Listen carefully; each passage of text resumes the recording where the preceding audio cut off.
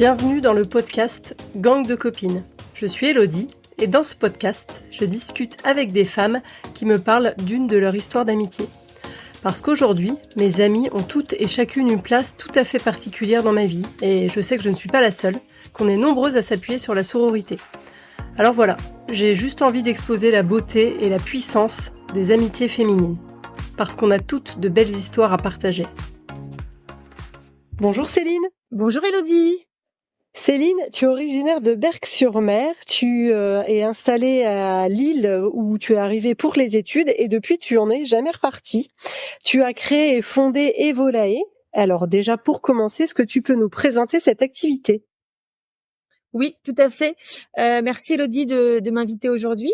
Et en fait, pour la petite histoire, Evolae Working Home a vu le jour, en tout cas dans son écriture de projet pendant le confinement, où je faisais pas mal de projets à l'étranger. Je rentre de voyage en février 2020. J'apprends que je suis licenciée économique et qu'on va être confiné ici en France.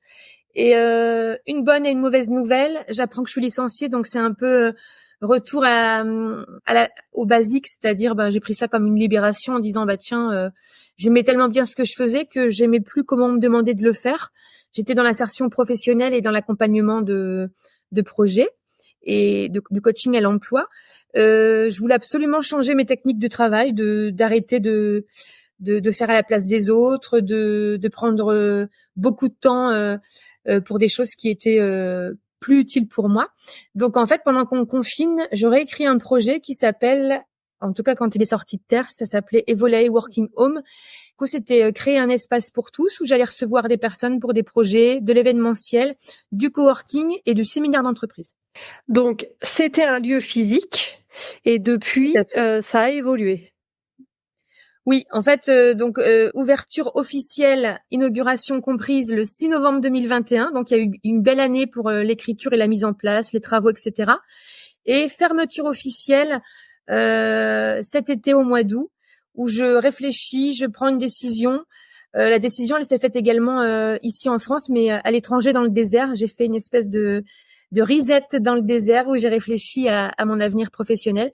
Et en fait, tout ce que je faisais, c'était vraiment de rencontrer des personnes, de les faire se rencontrer, de les connecter. Et du coup, financièrement et économiquement, on arrivait à un point où il fallait prendre une décision. La décision, c'était de fermer le lieu physique, mais de continuer l'activité. Donc, le lieu Evolae Working Home a été fermé physiquement, mais du coup, l'entité Evolae Connect a vu le jour cet été. Et alors, qu'est-ce que c'est Evolae Connect ? C'est justement partir de ce qui était existant et puis en toute transparence, de aussi après la visibilité qui a été faite avec Working Home, avec le fait qu'on me connaisse, j'étais quand même l'étiquette Evolae, Madame Evolae. Du coup, la Connect, c'est vraiment la connexion, c'est dénicher des pépites, c'est se rencontrer et c'est créer des connexions de qualité pour le business des personnes qui vont venir me rencontrer. Et tu as plutôt des clients ou des clientes ? Alors c'est intéressant cette question parce que dans l'accompagnement, dans ma carrière pro, d'insertion pro, c'était beaucoup l'accompagnement au féminin. Quand j'ai ouvert Evolae Working Home, au début c'était très féminin aussi. C'est venu s'aligner aussi avec le masculin parce que pour moi j'ai besoin aussi du masculin pour avancer.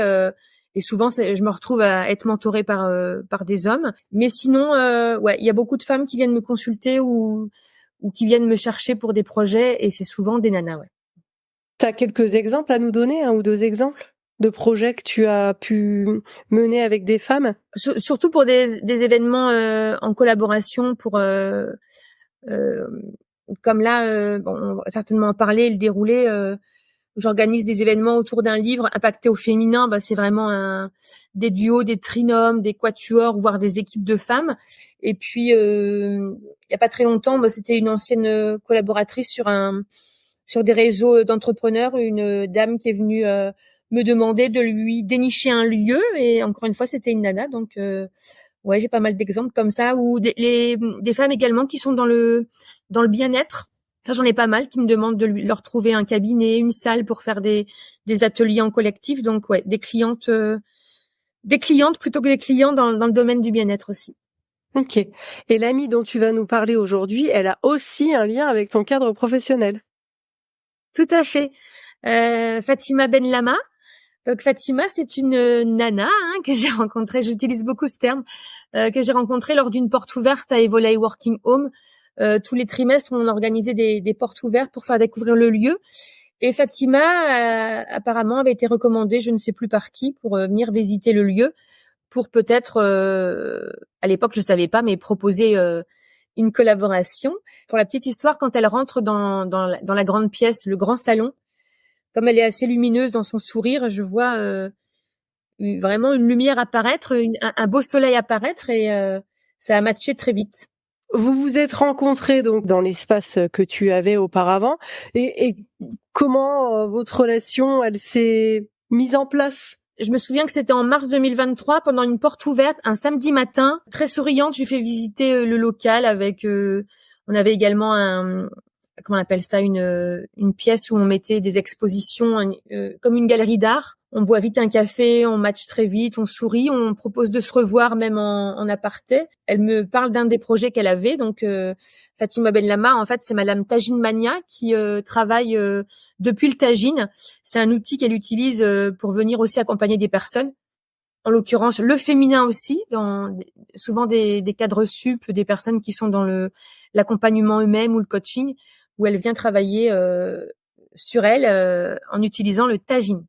Et donc, en fait, comme je suis séduite par l'idée, je lui propose très rapidement, dans un premier temps, une collab en disant, écoute, Fatima, éclate-toi et écoute-toi, et surtout, fais le Tajine Mania à Evolai.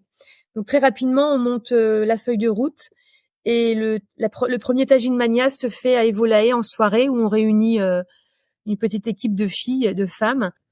Une belle expérience pour toi aussi, j'imagine. Oui, carrément, parce que au départ, c'était pas convenu, et elle me demande si je veux pas être celle qui va être, alors c'est pas un cobaye, mais quoique, s'exercer et être celle qui va vivre et préparer son tagine en live. Donc j'accepte très rapidement en mode ouais, carrément, pas de souci, mais avec plaisir. Et j'en souris encore.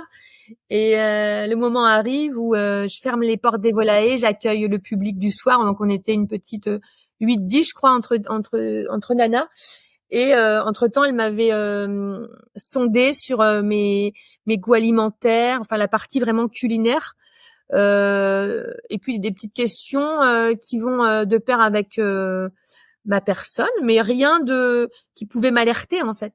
Et le moment venu, je sens qu'il se passe quelque chose où ouais, je vais être sondée, mais observée à faire mon tagine, mais pas dans le mauvais sens du terme, c'est-à-dire qu'il y a vraiment en fait pour le bien l'expliquer, il faut vraiment le vivre, parce qu'il se passe des choses où là je suis vraiment en séance d'accompagnement, et très rapidement je rentre dans le personnage. C'est même plus c'est pas faire semblant, c'est vraiment de dire ah bah c'est mon tagine, mais très rapidement je vois que il se passe des choses, et au bout de 20 minutes de séance je suis déjà émue, parce qu'il se passe quelque chose où espèce de flashback devant moi. C'était non pas des invités pour cette soirée, ni des personnes qui voulaient goûter mon tagine. C'était j'imaginais mes sœurs, parce qu'on est une grande famille, qui me jugeaient quand je leur cuisinais des plats pendant que ma maman était à la maternité en train d'accoucher d'un énième enfant. Et je revois la scène en disant et Fatima le ressent, mais qu'est-ce qui se passe? Je dis bah là il y a des filles qui me regardent, elles me jugent, et du coup l'exercice il est très simple, c'est qu'est-ce que tu as envie de leur dire? J'ai envie de leur dire bah merde, je suis en train de cuisiner, c'est mon choix, je m'éclate, donc ouais, si ça vous plaît pas, bah allez vous faire voir. Et elle me dit t'as envie de leur dire quoi? Je dis oui, bah je vais leur dire ça, du coup, et je m'adresse à des filles que je ne connais pas. Bref, je sais que j'ai dit un gros mot, je sais plus si c'est celui-ci, mais en tout cas j'ai dit mais ça venait du cœur, et en même temps c'était aligné, et je pense que ça c'est venu réparer le fait que oui, effectivement, comme j'étais l'aînée d'une grande famille, quand on me critiquait en disant ah tes pâtes alcool ou ton riz est pas salé, bah c'est peut-être resté dans mon inconscience, et le fait de le poser comme ça, c'était juste waouh quoi. Du coup, tu as été à la fois hôte de l'événement, on va dire, de Fatima. Tu as profité aussi de cette expérience. Est-ce que vous avez eu d'autres collaborations après cette première?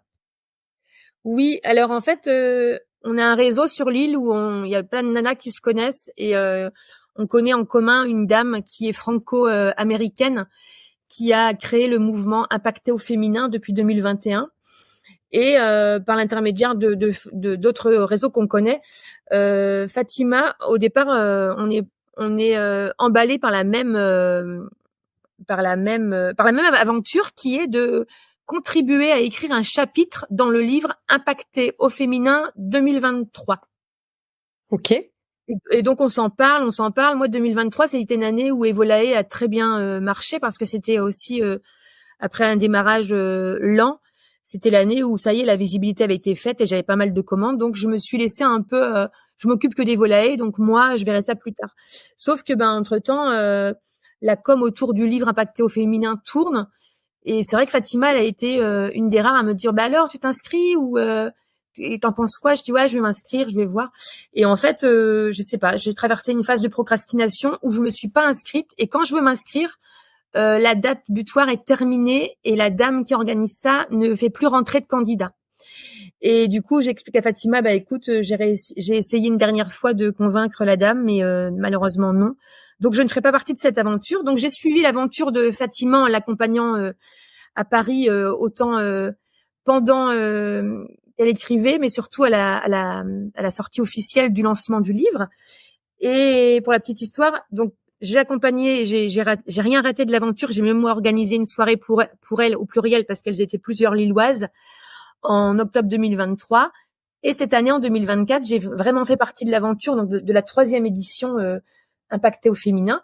Et d'ailleurs, c'est ce qui nous lie aussi parce que l'ayant vécu l'année dernière avec elle, là, j'étais de l'autre côté de la barrière en étant co-auteur du livre également. Comment ça s'est fait pour toi, le passage de partenaire à ami? Très naturellement, sans le nommer, parce que très rapidement, d'ailleurs, petite anecdote aussi, je me souviens que c'était une des premières nanas, enfin en tout cas dans mon réseau proche, à qui j'ai évoqué la fermeture et ma prise de décision du local Evolae.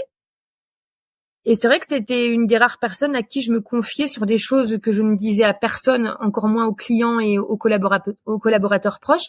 Parce que pour moi, le fait qu'on se voit pas tous les jours, il y avait déjà une prise de hauteur, un regard extérieur qui était important pour moi.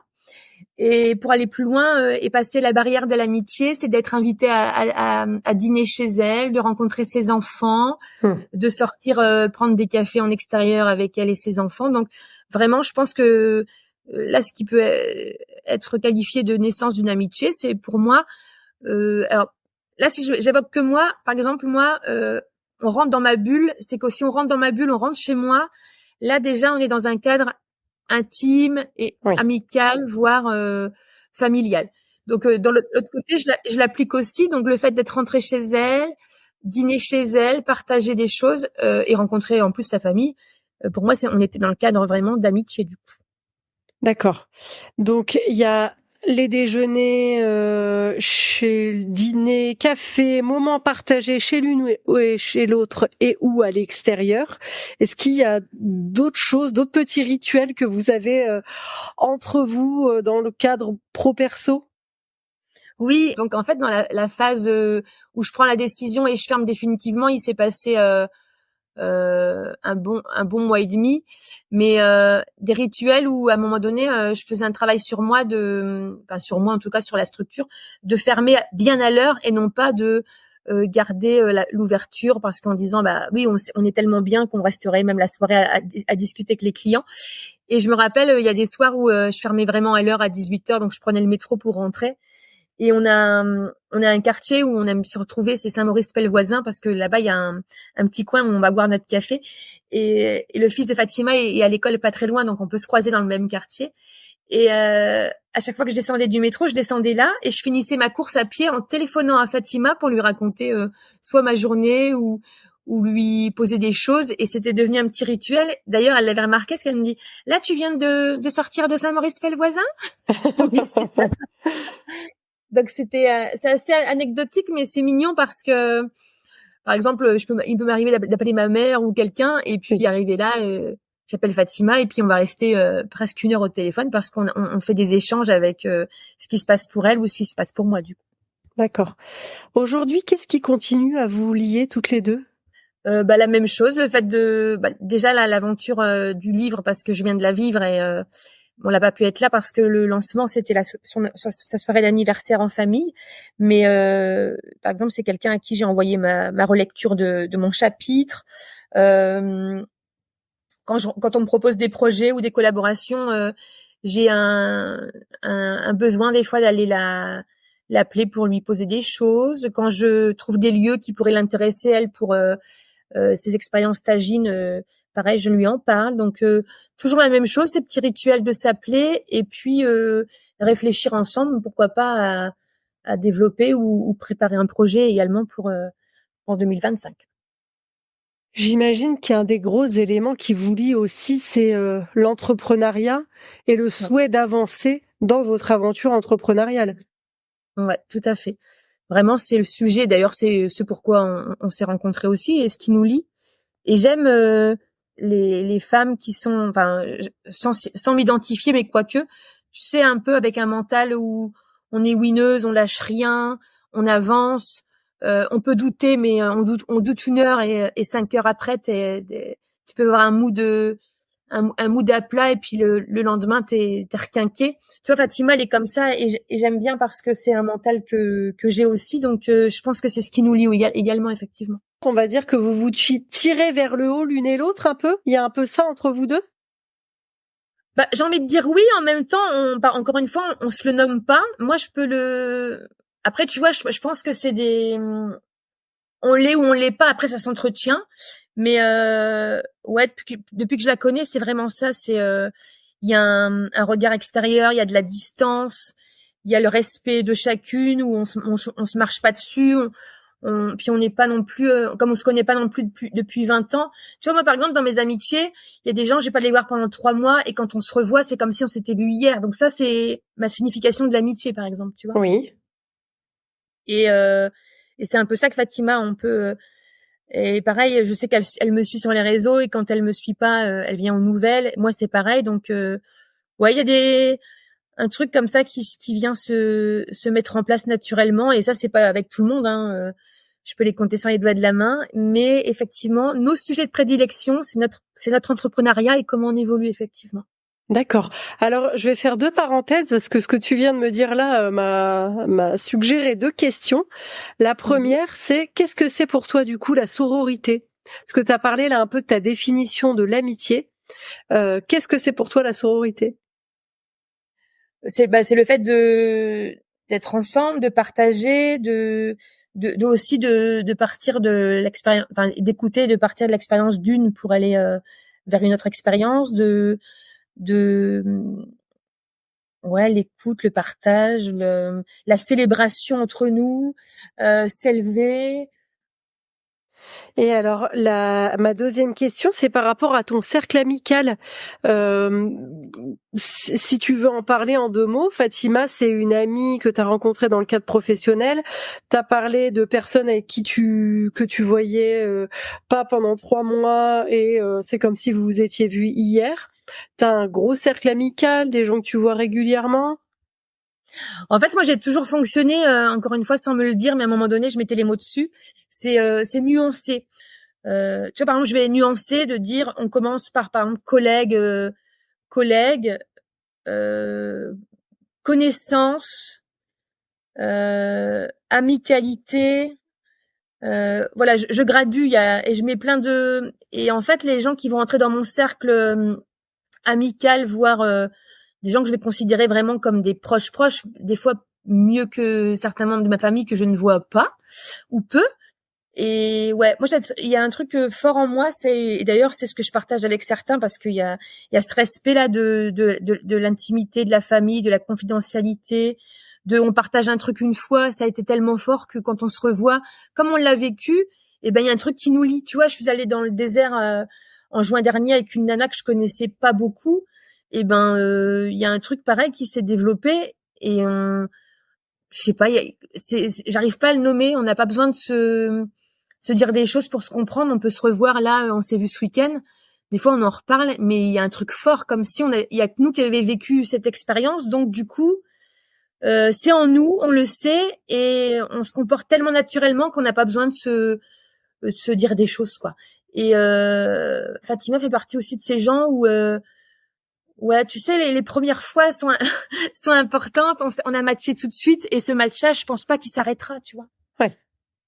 Bah, un cercle d'amis. En fait, j'ai beaucoup de connaissances, j'ai un gros réseau, mais je partage pas les affections et les mêmes affects avec tout le monde et c'est normal, je pense. Hein.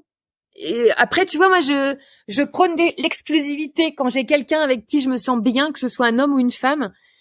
Bah, être exclusif pour quelqu'un en disant ah là c'est notre moment, etc. Et je vois pas qu'on soit 5. Et ben ça, j'ai envie de le cultiver chez moi, tu vois. Ah, c'est intéressant. Du coup, tu vois plutôt tes amis en duo, quoi. Toi et une personne, et pas forcément dans un grand groupe.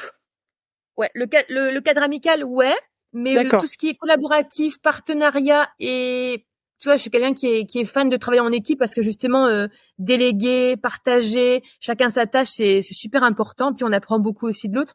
Et comme, tu vois, tout à l'heure j'ai rendez-vous avec une nana.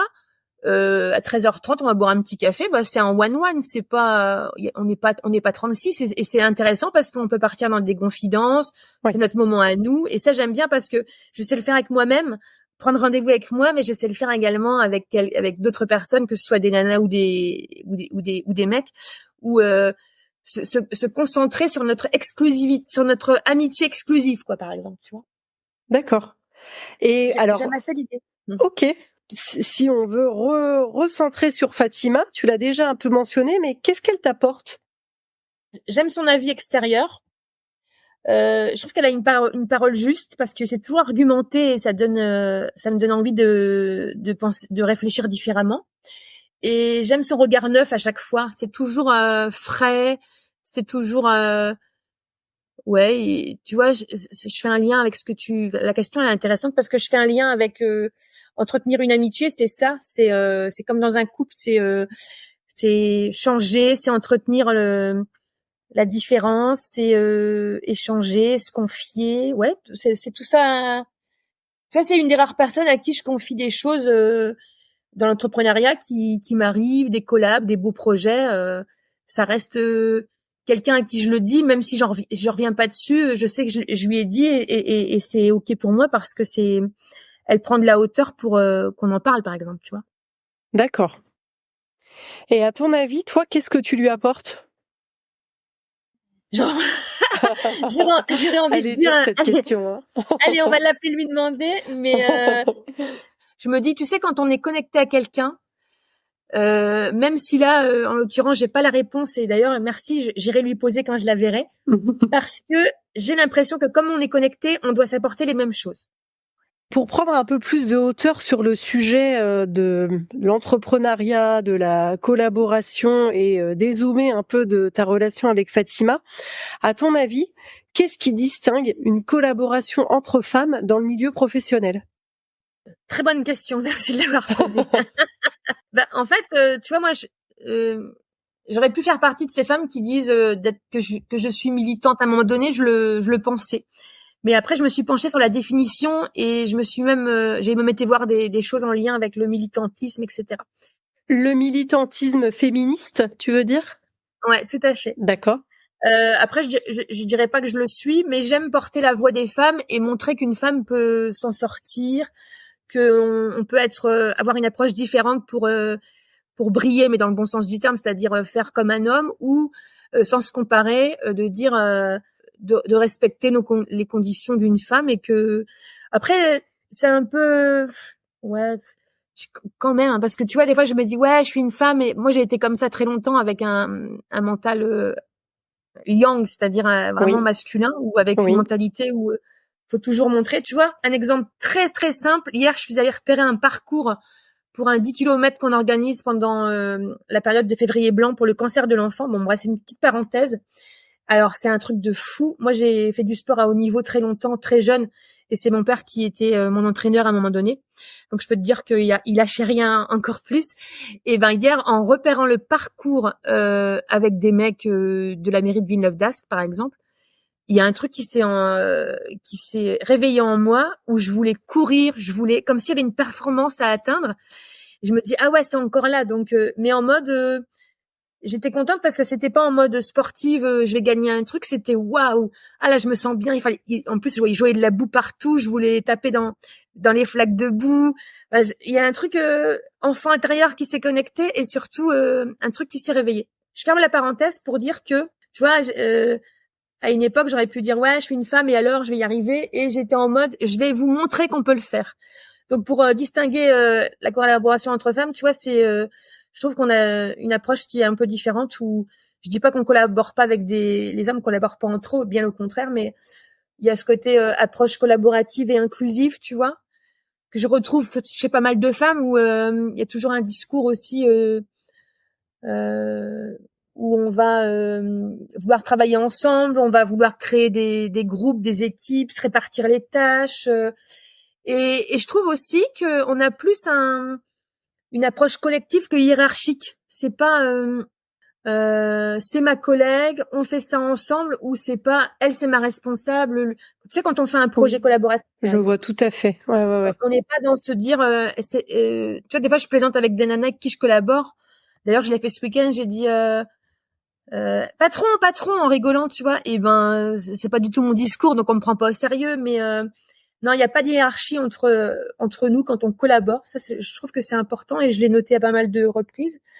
Je trouve que entre nous les femmes, on se soutient beaucoup. Tu vois, par exemple, encore une fois, quand j'étais plus jeune, j'ai été vraiment j'aime pas revenir là-dessus, mais je trouve que c'est important, et si ça peut aider d'autres. Avec une éducation très stricte, en plus mélangée au sport, donc c'était aussi va t'entraîner au lieu de bouffer, va t'entraîner au lieu de regarder la télé. Quand on me disait oui, on va pas au sport parce que on a ses règles, là elle s'est cassé l'ongle, etc. Moi je faisais partie de ces filles qui étaient moqueuses. Mais c'est quoi ça, nanana, nanana. Et tu vois, la reprogrammation aidante, la sororité aidante, l'écoute, le fait de se poser, travailler sur soi, de s'écouter, de partager des collabs et des projets. Et ben, je suis fan de voir parce qu'après du coup, je fais partie de ces femmes qui ont eu des difficultés aussi avec les menstrues chaque mois, les douleurs, pas aller au travail pour ça. Donc, je suis fan de voir que les choses bougent, que oui, on peut prendre des journées, que ça se développe bien, et que je soutiens ces mouvements-là, par exemple, tu vois. Ouais. Alors très jeune, j'étais tout l'inverse en disant mais c'est quoi ces chochottes, pourquoi on a une équipe d'athlètes, on fait un 4 fois 100 mètres relais, il en manque toujours une, c'est quoi ça, nanana, en mode rébellion, alors que non, il faut se mettre à la place de l'autre, faut vivre les choses et les comprendre. Et je pense que la femme, contrairement, sans juger, on est dans ce soutien-là, et ça c'est super important. Tu vois, regarde, on en échangeait avec Fatima. Fatima, par exemple, elle prône aussi le fait que travailler, oui, mais comme là, elle a une famille, des enfants en bas âge, elle arrive à jongler l'emploi du temps, qui fait qu'elle est aussi une grosse partie pour ses enfants et son conjoint, et c'est ce qu'elle veut véhiculer, et plein de femmes savent le faire, tu vois. Ouais. Donc c'est ça aussi ce qui nous lie dans nos discours de femmes. Et je trouve aussi, pour terminer avec cette question, c'est il y a beaucoup de mentoring, il y a beaucoup de, tu vois, moi je fais partie d'une association, je pense que tu la connais très bien, Little Big Woman. Oui, tout à fait. C'est grâce à elle qu'on s'est rencontrés, donc on connaît. Que vraiment, tu sais, mentorer, devenir marraine d'une nana qui est en train d'ouvrir sa société, qui veut des conseils, des tips. Mais moi, je suis fan de tout ça. Au contraire, je pense que le soutien, à un moment donné, il faut qu'il se développe. Et je trouve que ouais, quand on développe une collaboration féminine, je pense qu'il y a une dynamique particulièrement positive et enrichissante. Bon, après, je te cache pas que j'en ai eu des collabs avec des mecs. J'ai ressenti la même chose, parce que le mec, il était aussi winner, il avance, etc. Mais il y a ce côté. Après, c'est soi avec soi, mais tu vois, moi, il y a des hommes, parfois, ils me font penser au patriarche, donc ça me va pas du tout, par exemple, tu vois. Ouais. Et bon, après, c'est vraiment, là, je veux insister pour moi, qu'en même temps, j'aime aussi avoir des collaborations masculines, parce que moi, ça me challenge quand même dans le bon sens du terme. Bien sûr, après avoir rectifié le tir en disant, il me donne pas des consignes ou des ordres, il est pas en train de m'attraquer, au contraire, ça me challenge, c'est un bon mentor. Et ça vient travailler, par exemple, le rapport à l'argent, je l'ai travaillé aussi avec un mec. Tu vois, enfin bref, c'est pas pareil, c'est pas hiérarchique, c'est vraiment. Ça t'apporte autre chose, en fait. Les collaborations féminines t'apportent quelque chose, et les collaborations avec des hommes t'apportent d'autres choses, si je comprends bien. Oui, puis tu sais, chez l'homme, il y a le côté très pragmatique que j'aime. On dit ça, on le fait. Après, il y a des femmes aussi très pragmatiques, mais après, encore une fois, on va pas chercher, quand il y a des belles collabs qui se passent, je pense qu'il y a pas de hasard. Il y a un matchage qui opère, tu sais, il y a pas très longtemps, moi, je vais pas citer ça ici, mais je le dis en exemple. J'ai fait une collab avec une nana. Non, une proposition de collab, pardon, je vais rectifier. Le fait que je m'écoute et que merci la vie de m'écouter ainsi et de respecter mes intuitions. Au bout de 4 jours, j'ai demandé à arrêter la collab. Et c'est ok de l'arrêter, tu vois. C'est intéressant, c'est hyper intéressant. Et Ouais. du coup, tu as l'air d'avoir quelques expériences de collaboration avec des femmes et aussi potentiellement avec des amis. Quel conseil tu donnerais, toi, à quelqu'un qui envisage de travailler avec une amie? Alors justement, pour des collabs, why not? Pour si on est à l'étape supérieure, parce que pareil, j'ai eu moi à mon tour des témoignages de personnes qui se sont associées avec des amis d'enfance ou des amis qui à un moment donné arrivent dans leur vie et puis elles sont amies depuis 15 ans et elles ont une envie de créer une entreprise ensemble. Bon, pour la petite histoire, c'était pas une bonne expérience pour la nana. Mais des collabs où on devient, j'ai envie de dire, amico-pro, Oui. j'en ai déjà fait et c'est ok. Par contre, tu vois l'exemple que je viens de donner sur, bon, c'est pas du tout une amie, hein, c'est une bonne connaissance, mais je suis jamais allée chez elle, elle est jamais venue chez moi, on s'est vu à l'extérieur, mais elle véhicule pas quelque chose avec lequel je vais évoluer moi, tu vois.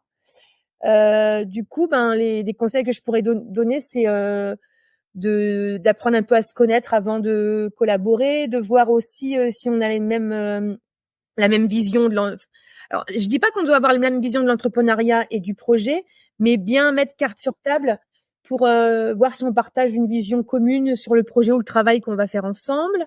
Mhm. Je pense aussi qu'il faudrait clarifier les attentes dès le départ, discuter du rôle de chacune justement pour pas provoquer ou inciter à la hiérarchie en disant ouais ça c'était moi, ça c'était toi.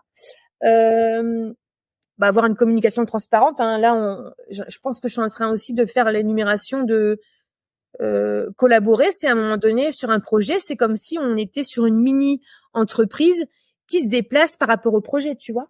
Oui. Tes peurs, c'est pas les miennes. Ton éducation, c'est pas la mienne et vice versa. Donc à un moment donné, ouais, c'est de voir. Quand je parle de communication transparente, c'est vraiment aller voir si l'autre n'a pas de peur. Par exemple, tu vois, ça, je me suis confrontée à pas mal de choses pendant Evolae où, tu sais, les gens qui me connaissaient avec l'étiquette du social et de l'insertion. Cette étiquette-là, elle m'a collé au début de la création d'Evolae et j'en avais marre qu'on vienne me chercher sur de la gratuité ou de la négociation de prix. Ah oui, oui, Donc, oui. tu vois, c'est un très bon exemple. Quand j'ai vu ça, déjà, tu vois, je t'en parle, il y a un truc qui se réveille en disant mais merde. Et au départ, je le voyais pas. Et comme Fatima, et encore, je la remercie, a été de ces personnes qui me l'ont fait très vite remarquer aussi. Donc, quand on venait me sonner la cloche en disant oui, j'aimerais collaborer avec vous, mais permettez-moi de m'installer gracieusement et puis je vous apporterai de la visibilité. Ouais, à un moment donné, pardon, mais non. Pourquoi? Ça, c'est le début. On le fait. Il y a des belles collabs qui se passent parce qu'il y a un échange de bons procédés et on s'entend sur le bon procédé, entre guillemets. Mais là où je viens bousculer les choses, c'est de se dire non, je vais pas travailler ton rapport à l'argent pour toi. Va le travailler d'abord et reviens me voir quand t'es prête. Tu vois, ça c'était aussi un combat que j'ai mené, que ce soit avec les femmes ou les hommes, parce que moi, à un moment donné, ouais, pareil, j'ai levé ces freins-là et je l'ai travaillé autrement. Et bizarrement, mais pas bizarrement dans le mauvais sens, quand le truc il a été régulé et aligné, là on venait toquer à ma porte, on me demandait des vrais devis et en aucun cas on me demandait de la gratuité ou de faire baisser mes prix, tu vois. Oui. Je pense aussi quand on bosse ensemble, c'est de respecter et d'entendre les compétences de l'une et de l'autre. Il y a des trucs que tu sais, moi par exemple tout ce qui est la comptabilité, je veux pas mettre mon nez dessus. Tu me l'expliques, c'est très bien, mais si je peux le déléguer et que tu sais le faire, c'est très bien.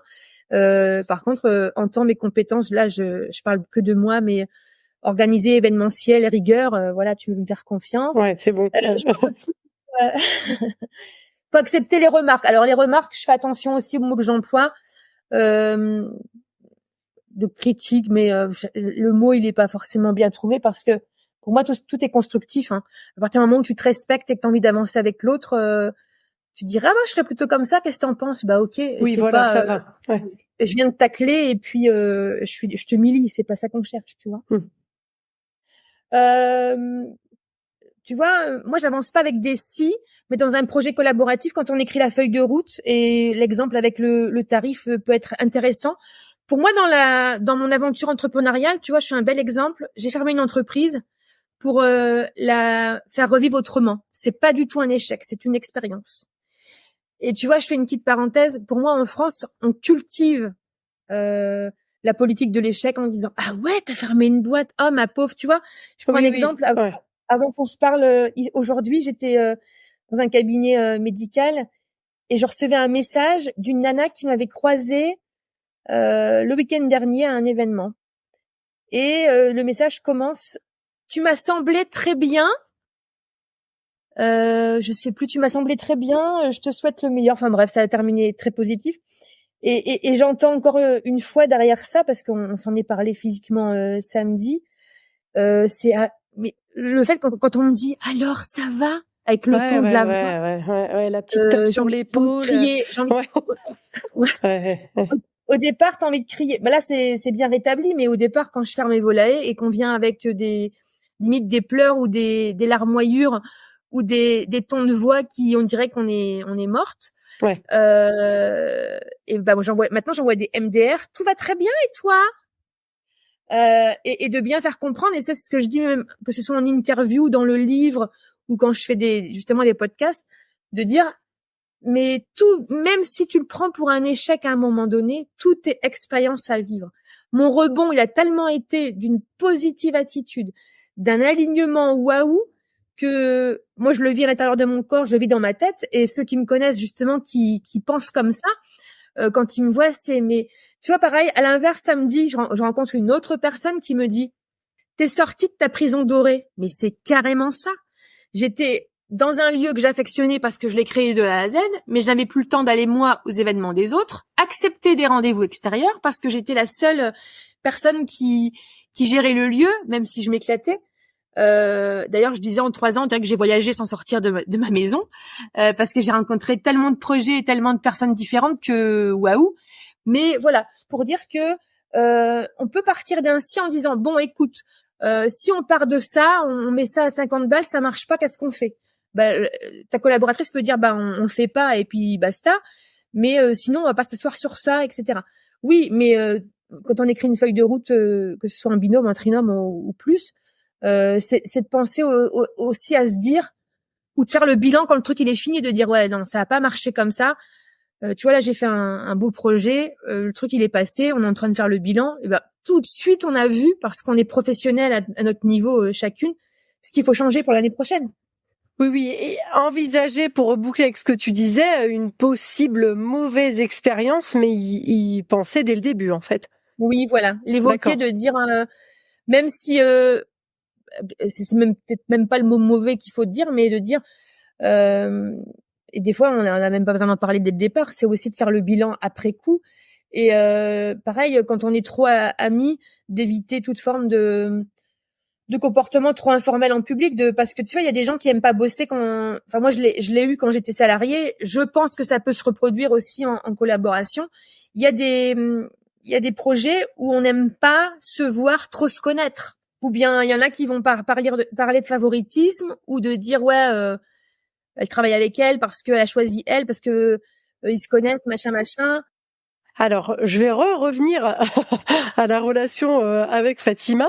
Comment tu aimerais voir cette relation évoluer? Elles sont vraiment intéressantes, tes questions, hein. Eh ben, j'ai envie de dire, comme elle est là, qu'elle évolue comme une relation à la fois amicale et je pense professionnelle aussi, parce que c'est une nana avec qui j'ai envie de évoluer professionnellement, que ce soit dans nos débats, nos échanges, nos partages, mais aussi je re-signe et je re-signe pour faire une autre tagine expérience. Et puis de dire que j'aimerais bien aussi, des fois on en parlait pour rigoler, de dire on n'irait pas, parce qu'elle est originaire du Maroc, alors je sais plus quelle ville, oui, près d'Agadir, pardon, et moi j'ai vécu 7 ans au Maroc, à Marrakech, de se retrouver là-bas, ça pourrait être bien, parce que quand on connaît un peu les villes au Maroc, des fois partir dans un lieu qu'on connaît ensemble et d'y partager d'autres choses, ça peut être super intéressant. Donc ça sera un projet que j'aimerais bien partager aussi avec elle. Et de dire aussi que ce qui nous lie, c'est de s'appeler, de se voir, de pas se voir, c'est ok aussi, d'échanger. Et pour moi, c'est ça, être amis, c'est-à-dire de prendre soin de l'une de l'autre et en même temps de se respecter que ce soit dans nos familles, dans nos interactions, etc., etc. Est-ce que tu aurais un dernier mot pour Fatima avant qu'on conclue cet épisode? Écoute, de lui souhaiter le meilleur, autant pour sa santé, sa famille, son activité Tajine Mania. Je nous souhaite à nous qu'on reste en contact, Fatima et moi, et de nous souhaiter une belle amitié à la fois professionnelle et personnelle. Très bien. Où est-ce qu'on peut te retrouver, toi, sur Internet? Alors, sur tous les réseaux sociaux, Instagram, LinkedIn et Facebook, autant sur le profil Céline Roussel que Evolae Connect. Super. Écoute, je te remercie beaucoup, Céline.